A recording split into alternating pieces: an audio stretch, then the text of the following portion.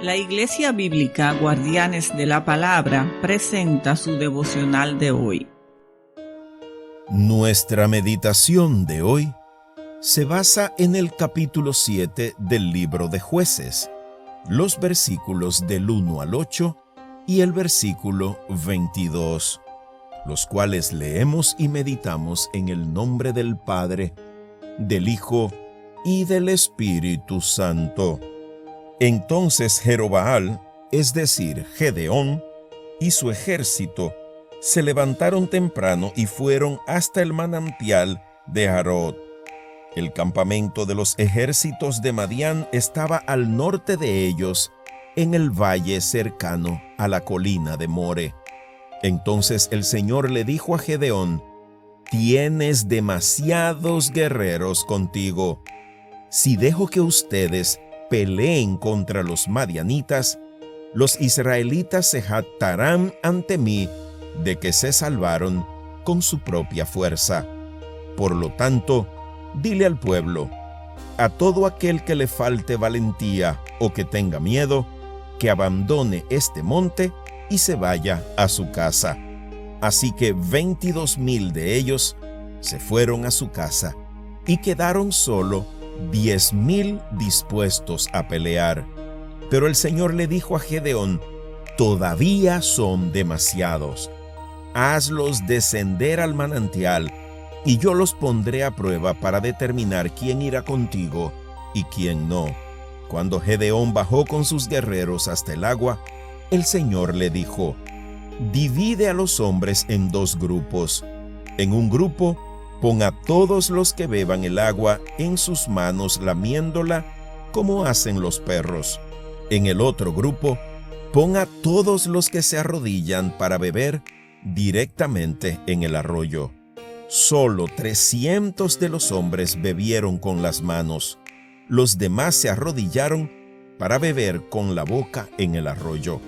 Entonces el Señor le dijo a Gedeón: «Con estos 300 hombres rescataré a Israel y te daré la victoria sobre los madianitas. Envía a todos los demás a su casa». Así que Gedeón recogió las provisiones y los cuernos de carnero de los otros guerreros y mandó a cada uno de ellos a su casa, pero se quedó con los 300 hombres. Cuando los 300 israelitas tocaron los cuernos de carnero, el Señor hizo que los guerreros del campamento pelearan entre sí con sus espadas. Los que quedaron con vida huyeron a lugares tan lejanos como Betzita, acerca de Serera, y hasta la frontera de Abel-Meola, cerca de Tabat. Así nos ha hablado hoy nuestro amoroso Padre Celestial. Y esta historia nos trae un recordatorio que los seres humanos solemos pasar por alto con mucha frecuencia, tal vez porque desde el jardín del Edén estamos siendo engañados por el enemigo, haciéndonos pensar que se trata de nosotros y no de Dios, que nosotros podemos llegar a ser como Dios, o mejor aún, ser dioses. Y en ese afán hemos ido centrando todas las cosas en nosotros mismos, en nuestras propias capacidades, en nuestros propios recursos, en nuestros propios intereses. Pero Dios no quiere que jamás se nos olvide que se trata de Él y no de nosotros. Fíjate que en este pasaje, Dios le dice a Gedeón: «Tienes demasiados guerreros contigo. Y si dejo que ustedes vayan en esa cantidad, el pueblo se va a autoatribuir la victoria y se olvidarán de que han sido creados y llamados para darme honra y gloria a mí». Y eso seguimos repitiéndolo tú y yo en cada momento de nuestras vidas. Cuando logramos un objetivo, nos atribuimos el mérito. Cuando tenemos éxito en la universidad, cuando conseguimos un buen trabajo, cuando nos promueven en el trabajo, cuando todo va bien, cuando damos con un buen médico que nos resuelve un problema de salud. Fíjate, todos los méritos se los damos siempre a alguien excepto a Dios. Y esto es lo que provoca que muchas veces Dios permita pruebas y adversidades en nuestra vida, primero para demostrarnos que nuestros recursos, nuestras capacidades, nuestras posibilidades y oportunidades siempre serán limitadas, jamás serán suficientes. Pero además, justo en esas situaciones de crisis extrema, donde ya vemos que no hay más alternativa ni más recurso posible, es cuando comienza a manifestarse el poder, la gloria, la gracia, la misericordia, la fidelidad y el eterno amor de nuestro Dios y Padre. Entonces tengamos cuidado de que nuestro corazón no se envanezca, de que nuestro orgullo no nos traicione. Tengamos cuidado de no jactarnos delante de Dios, atribuyéndonos el mérito, la honra y la gloria. Bien dice el Señor en el versículo 2, los israelitas se jactarán ante mí de que se salvaron por su propia fuerza. Por eso, si observas a la especie humana, te vas a dar cuenta que los países más avanzados y desarrollados son los que más se han alejado de Dios, pero también son los que están más vacíos, más tristes, más deprimidos, son los que visitan más los psicólogos y psiquiatras. Es donde hay más gente deprimida, gente vacía que necesita una pastilla para dormir, que necesita antidepresivos y donde los índices de suicidio son más altos. Porque no se trata de nosotros, se trata de Dios.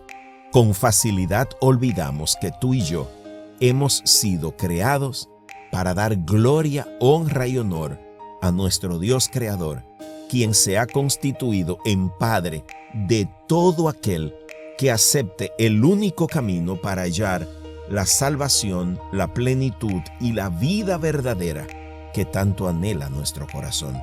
Se trata de Dios, no de ti y de mí. Entendamos eso y comencemos a caminar en la voluntad de Dios, pidiendo como Cristo nos enseña a pedir. Señor, te presento mis necesidades, pero no se haga lo que yo quiero, que en mí se haga conforme a tu perfecta y santa voluntad. Así oró la Virgen María. He aquí la esclava del Señor, hágase en mí conforme tú has dispuesto. Así oró nuestro Señor y Salvador Jesucristo cuando nos enseñó a orar por medio del Padre Nuestro. E incluso en el huerto de Getsemaní, cuando el Señor entendía que se acercaba la hora de ir a la cruz, le pidió al Padre que si había otra posibilidad, pero que no le hiciera caso, que hiciera su perfecta voluntad en él, porque él había venido a cumplir no su voluntad privada y personal, sino hacer la voluntad del Padre, quien fue que lo envió. Y ese es el ejemplo que tú y yo debemos imitar. De modo que por bien diseñados que estén nuestros planes y proyectos, siempre debemos decir, Señor, si es tu voluntad. Yo estoy haciendo esto. Si no es de tu agrado, redirígeme. Si no es lo que tú quieres para mí, desbarata estos planes. Lléname de sabiduría y discernimiento para poder caminar siempre en tu perfecta voluntad y en tus propósitos santos.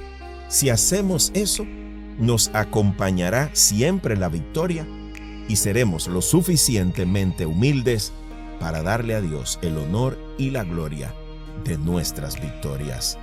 Recuerda, no se trata de ti, se trata de Dios. Bendito Señor y Rey de los cielos, humillados ante tu majestuosa presencia, te pedimos perdón por las veces que nuestro orgullo nos ha traicionado. Perdónanos, Señor, por querer usurpar tu puesto y atribuirnos el honor y la gloria que solo a ti te pertenece. Danos un corazón dócil y humilde a la dirección de tu Espíritu. Danos oídos atentos y una mente dispuesta a aceptar tu palabra y a caminar en ella en obediencia y santidad. Guárdanos para tu honra y para tu gloria.